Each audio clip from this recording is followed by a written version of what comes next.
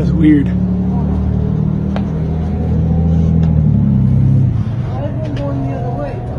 I don't know. It's hard to see from this far out.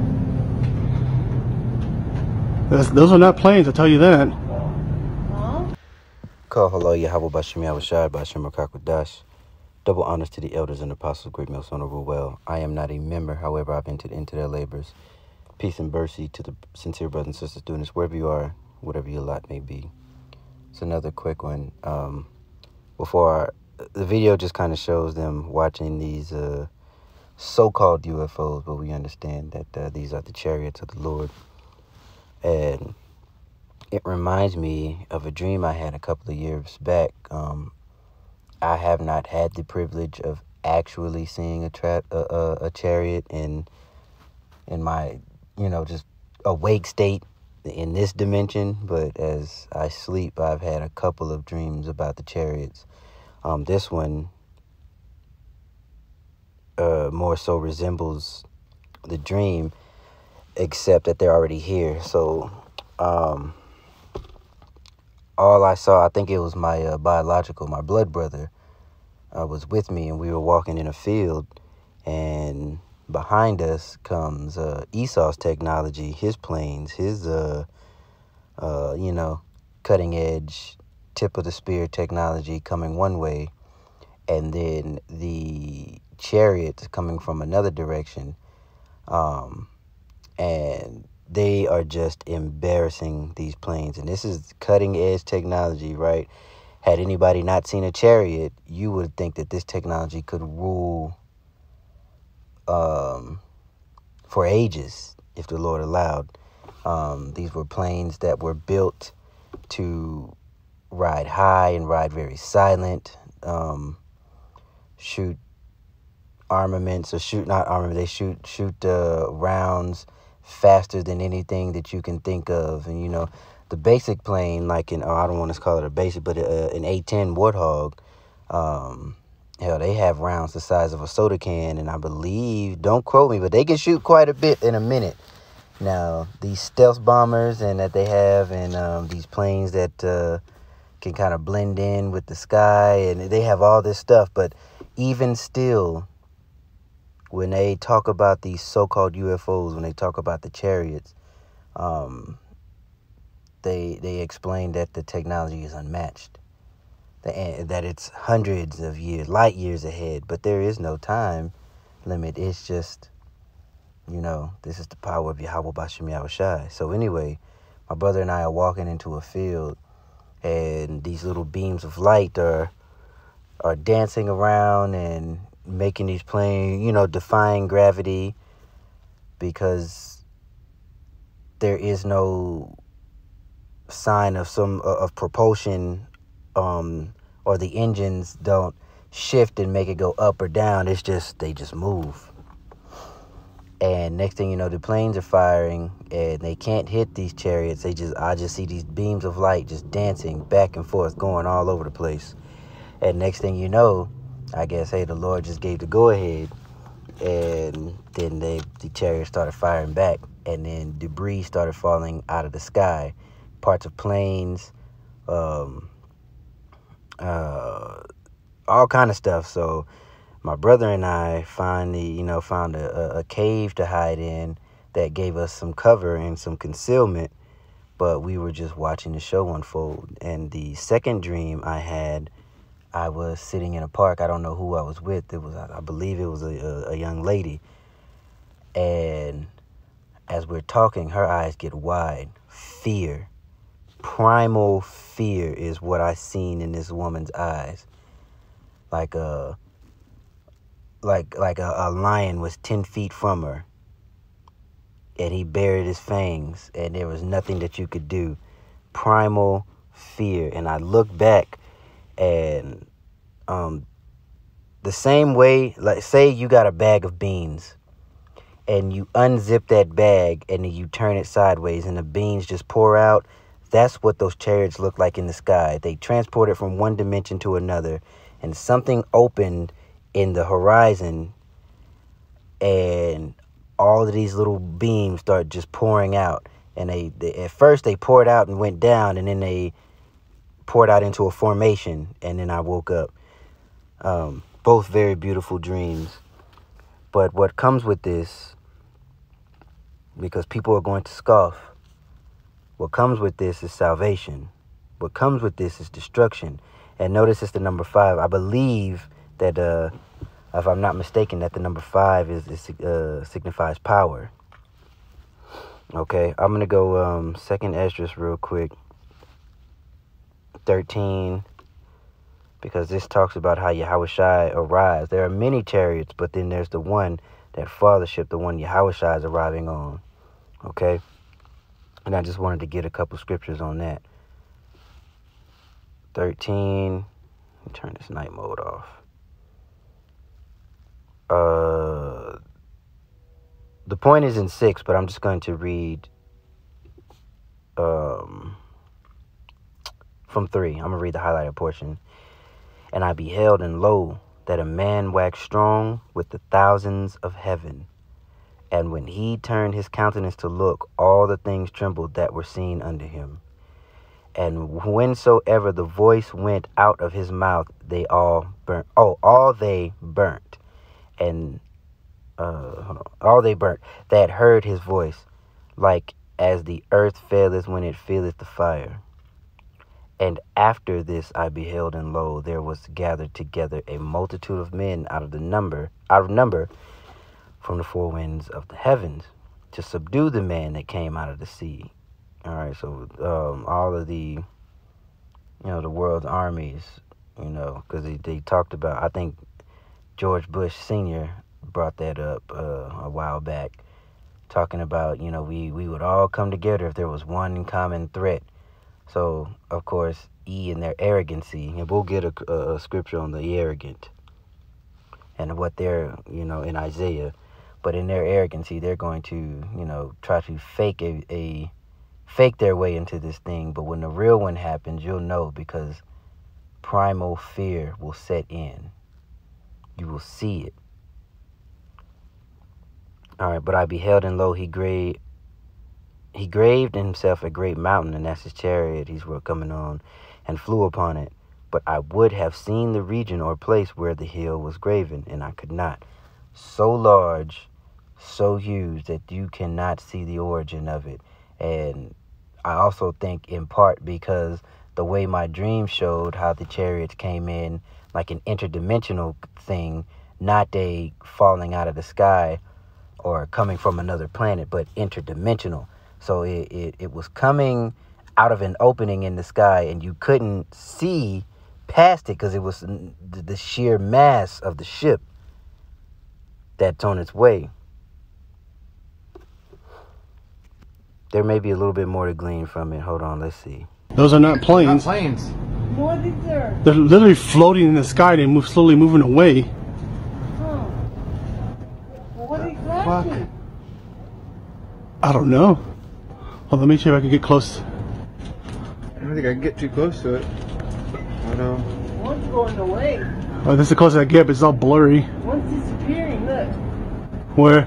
When the one that was next to the big light, it disappeared. It did. I'm watching this one over here for space.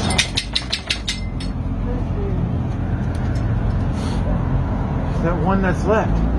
Yeah, I'm watching it right now.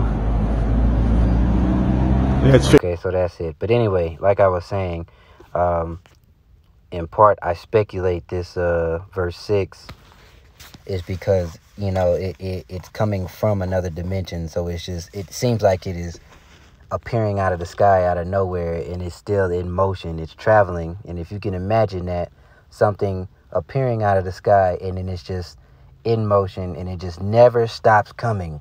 It never ceases to finish emerging fully into this plane. I think about that often, and I did mention how the proud, how people will scoff now, but that prideful look, that prideful heart, is going to break when they see these chariots, when they see these so-called black men with froze and with beards coming to execute the will of the Lord, because there is no other way but Babylon has to go and he has to fall. The leader of Babylon has to go. I say it time and time again. You cannot breathe fresh air. You cannot eat fresh food. The soil that you plant, say you want to get your own food, the soil that you planted in is tainted. Every little thing that you can think of has been tainted, because the Lord in his way bringeth life, and this devil in his way bringeth nothing but death and destruction. And he can no longer be allowed. Like, all right, your short season is up. Isaiah 9, and there's also Isaiah 2. We'll go to Isaiah 2 first. We'll go in order. Oh.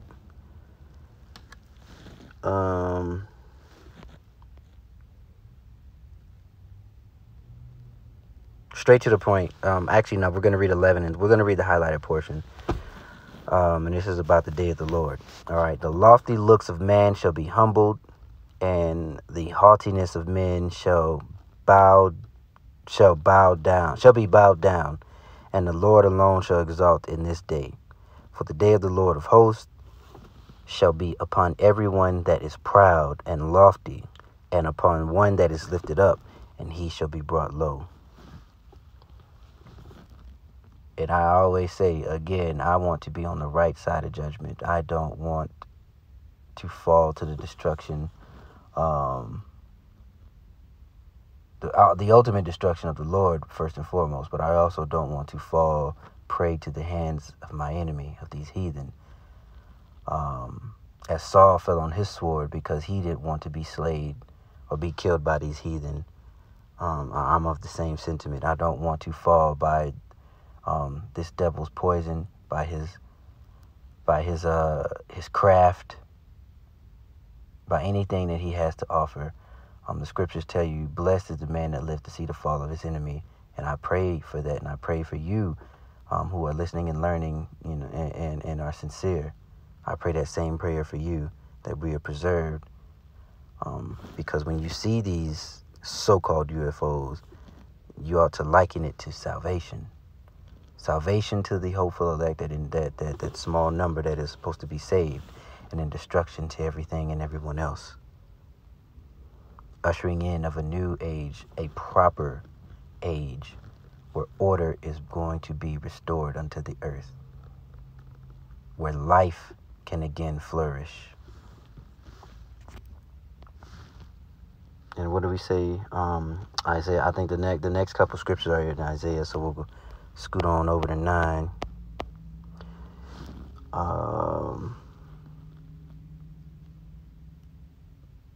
Since we brought, that's where I got that, because I brought up Yahushua in 2nd Ezra, so as he returns, right? So let's read 6 and 7. We'll read it through 9. We'll read 6 through 9. For unto us a child is born, and unto us a son is given, and the government shall be upon his shoulder, and his name shall be called Wonderful Counselor, the Mighty Power, the Everlasting Father, the Prince of Peace. That is Yahushua. And that is why I brought up, when you see these things, these chariots, to liken it unto salvation, right? Because Yahushua is on his way, and we will be saved. Humbly, I say we. The elect will be saved, called up, beamed up into those chariots, out of the way, and moved out of the way for that lake of fire to set in. And then the kingdom will be established. Yahushua, King David, and that 144,000. Let's finish reading.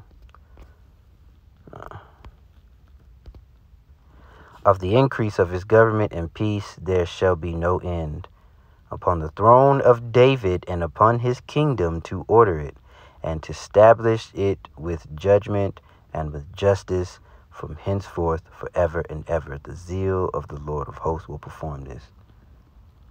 And this earth is in need of justice, of true justice.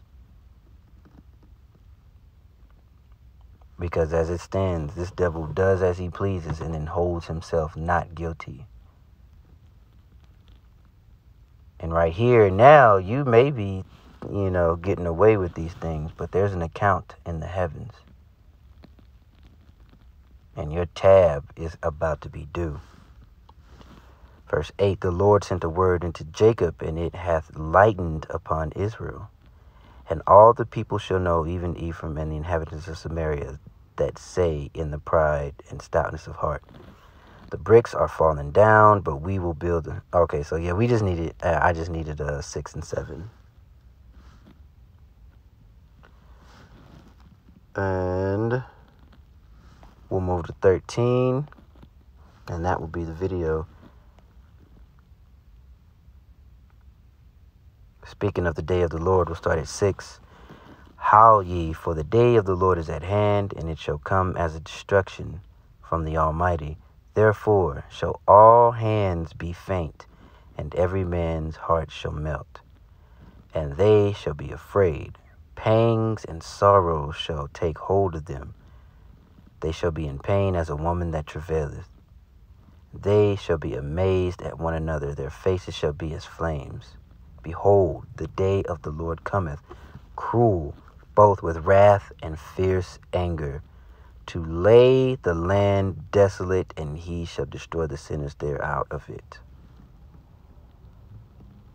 So it is very clear, very plain as day, if you are given the eyes to see and the ears to hear, that the Lord basically has beef with this place. The earth was given into the hands of the wicked, and they have mismanaged it to all hell.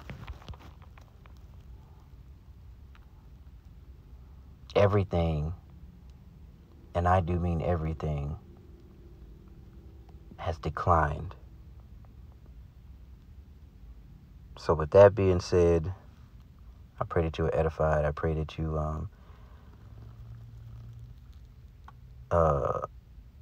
are given strength and given faith, and given the ability to believe if you don't, or if you don't believe enough to believe more. Whatever it is that you need, all right, I pray that Yahweh Bashim Shai gives it to you, and I pray that you pray and you stand 10 toes on your prayer, exercising what faith you do have so that you may be increased. Shalom.